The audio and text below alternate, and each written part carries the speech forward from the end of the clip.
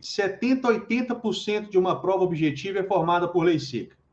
Isso não tem segredo, basta você procurar em qualquer meio, em qualquer informação sobre preparação para concurso público, que você vai perceber que a composição das provas está muito pautada na letra seca da lei, a letra fria da lei.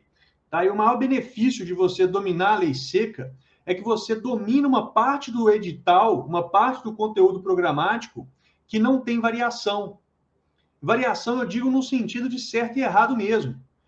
A jurisprudência, que é o entendimento que os tribunais têm a respeito de um tema, varia. Primeira turma entende de um jeito, a segunda turma entende de outro, o STJ entende de um jeito, o STF entende de outro. Então, varia. Ainda que você domine a jurisprudência, ela é vacilante, você não tem como garantir que a marcação está 100% certa. A banca pode entender de uma forma, ela pode estar ali levando um conteúdo implícito para puxar o entendimento da turma X do Tribunal X. A doutrina é a mesma coisa. Existem autores que pensam de um jeito, autores que pensam de outro, e a banca não indica quem ela vai adotar o posicionamento. O edital de concurso público indica apenas o que pode cair, né? Quais são os temas, é o conteúdo programático do edital. Vem num dos seus anexos e diz, olha, pode cair direito constitucional, pode cair direito administrativo, aqui em direito administrativo pode cair ato administrativo, mas não vai falar qual conceito de ato administrativo ele adota, se é de Eli Lopes, se é do Carvalho, enfim, não tem como você garantir. Já a lei, ela não varia, ou é certo ou é errado. Então percebam, primeiro, a enorme importância e estratégia. Você tem 70% a 80% da prova de primeira fase de qualquer concurso público jurídico formado por lei seca, até 80%, lógico, em provas que são formadas aí com um teor muito maior de jurisprudência ou doutrina, mas, em regra, no mínimo 50%, mas em regra, 70% a até 80% está na lei seca. Tá? Nem sempre o texto exato, mas quase sempre exigindo um nível de conhecimento que, se você conhece o texto de lei, você consegue responder. E isso não varia. Os fundamentos da República Federativa do Brasil estão na Constituição como tais e não mudam. Não mudam, não tem como. Se eu colocar um objetivo da República numa questão perguntando sobre o fundamento, vai estar naturalmente errado. É um objetivo, não é o fundamento. Não tem como mudar. Se mudar e a banca cobrar o que mudou, ou seja, o texto antigo, fora das hipóteses em que isso é possível, aí ela vai ser obrigada a anular a questão. Então, percebam, não varia. Você domina a maior parte da prova que não varia, que você pode garantir. Não depende de entendimento de doutrinador ou de tribunal. Você pode garantir que está certo.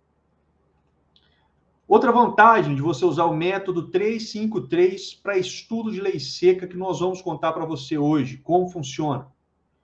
Tá? Você tem uma potencialização da curva de aprendizado muito grande, você ganha tempo. Curva de aprendizado, pessoal, é o tempo que leva até a gente aprender determinado conteúdo. Se eu vou começar a ler a Constituição Federal hoje, eu estou aqui. Na medida em que eu vou lendo e vou entendendo aquele conteúdo, eu vou subindo minha curva de aprendizagem até que eu chego no nível em que eu já aprendi todo o conteúdo que está ali na Constituição e daqui eu só vou manter. Então, com o método 353, você vai dar um up muito maior, você chega rapidamente ao nível de conhecimento que vai te entregar o conteúdo em qualquer momento, numa prova pública, ou numa audiência, ou numa situação de plantão, ou numa situação que você tem que decidir na hora, tem que estar na memória de longo prazo. Os psicólogos, aliás, os estudiosos da psicologia, da aprendizagem, publicam estudos diversos sobre isso. Diversos. Nós, naturalmente, todo mundo sabe, temos alguns sentidos, né? Tato, visão, cheiro, audição. Então, nós temos primeiro a memória sensorial. Você lembra muito mais o cheiro de alguma coisa. Eu, por exemplo, lembro-me bem que quando era criança, minha mãe fazia muito dobradinha em casa. Não sei se vocês conhecem. Se alguém conhece, pode falar aqui. Fala se gosta também. Eu não gosto muito. E por quê? porque eu cresci sentindo o cheiro do preparo da dobradinha. E quem conhece dobradinha sabe que o cheiro é ruim, um cheiro forte, não é ruim, é um cheiro forte, que não caía bem para mim. Então eu já não queria nem comer. Percebam que a memória sensorial que me levou ao cheiro da dobradinha me faz lembrar dela até hoje e nunca nem provei, mas eu não gosto, eu sei que eu não gosto, porque o cheiro me marcou. Isso foi para minha memória de curto prazo e de lá foi para a memória de longo prazo. Então, sempre que eu faço o exercício de retrospecção e lembro da dobradinha, eu consigo sentir o cheiro. Se algum vizinho estiver preparando uma dobradinha e eu sentir o cheiro, eu sei que é dobradinha. Não preciso nem ver. Tá bom? Essa é a memória sensorial. O primeiro contato com qualquer conteúdo que a gente tem na vida é pela memória sensorial. Ela faz o primeiro filtro e manda para a memória de curto prazo. Aquela que a gente guarda o conteúdo, mas esquece em poucos dias. Se você adotar o método 353, você vai conseguir, vai perceber que hoje, como você vai superar o bloqueio de esquecimento da memória de curto prazo. Em alguns dias ela some, mas a memória de longo prazo mantém o conhecimento fixado. Vou dar outro exemplo. Uma música. A primeira vez que você escuta uma música, sensor, você ouve, não é? Memória sensorial manda, se você gosta da música, vai mandar para a memória de curto prazo. Se daí a alguns dias você ouvir essa música, você vai até lembrar alguns trechos. Mas se você ouve essa música repetidamente, dia após dia, com intervalos de tempo pequenos entre a primeira oitiva e a segunda, por assim dizer, isso vai para a sua memória de longo prazo, de modo que você, em qualquer momento da sua vida, começar a escutar aquela música, você vai lembrar o restante da música. Se isso já aconteceu com algum de vocês, conta aqui, comenta e fala. Tem música que eu conheci quando criança e lembro até hoje. Eu lembro de músicas que eu conheci quando era jovem. Várias músicas, várias músicas. Basta começar a tocar que eu já sei a letra toda. Se tirar, eu esqueço também, eu deixo de conseguir. Porque o gatilho de memória de longo prazo está na música rolando. Você já pensou decorar, memorizar, melhor dizendo, a lei seca, igual você memoriza música? Dificilmente você vai começar a ler, a ditar, melhor dizendo, o artigo 1º da Constituição da República, que vai até o 200 e pouco. Dificilmente você vai começar a cantar uma música e cantar até o final inteira certinho. Mas, com certeza, se você tiver a letra ou ouvindo a música, você vai lembrar da letra da música e vai cantar ela todinha, certinha até o final. Porque tem um plano de fundo, que é a própria música, mandando para a memória sensorial aquela informação que agora já está na memória de longo prazo.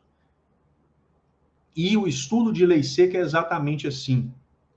Você vai começar a ler numa prova objetiva, por exemplo, uma questão que traz um texto seco de lei, um texto idêntico ao da lei, e vai simplesmente lembrar o que vem em sequência.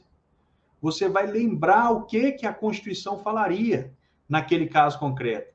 Artigo 1º. A República Federativa do Brasil é formada pela união indissolúvel dos estados, Distrito Federal e município. Olha, esse caput, eu decorei ele, eu memorizei ele há muitos anos. E eu lembro até hoje, se eu começar a ler a Constituição aqui com vocês, eu vou lembrando, tirando da minha memória de longo prazo, todo o texto que se segue. Todo o texto que se segue. Eu sou concurseiro aposentado, então pode ser que as últimas mudanças não estejam tão frescas na mente, mas aquele conteúdo que eu tirei do sensorial, mandei para o curto prazo e de lá para a minha memória de longo prazo, vai permanecer. E toda vez que eu fizer a leitura de qualquer texto da Constituição, começar a fazer a leitura, seja revisando o texto, seja resolvendo uma questão de prova objetiva, eu vou lembrar, tá? Então, isso fica muito nítido com o exemplo da música. Depois tente se recordar de uma música e faça esse exercício, você vai ver como funciona. Claro que você não é obrigado a seguir o método 353. Esse é um método que eu estou propondo a você e foi o método que eu usei desde o início dos meus estudos. Foi o método que me garantiu ser aprovado em primeiro lugar no meu primeiro concurso público E foi o método que eu apliquei para centenas de alunos que tiveram resultados positivos. Hoje exercem o cargo que queriam exercer. Hoje estão quase lá, tá? Mas se você quer ganhar tempo, fazer isso em até 10 vezes mais rápido do que a massa, então você precisa conhecer esse método e precisa aplicar a divisão estratégica de conteúdo. O método 353 tem em sua essência isso, divisão estratégica de conteúdo.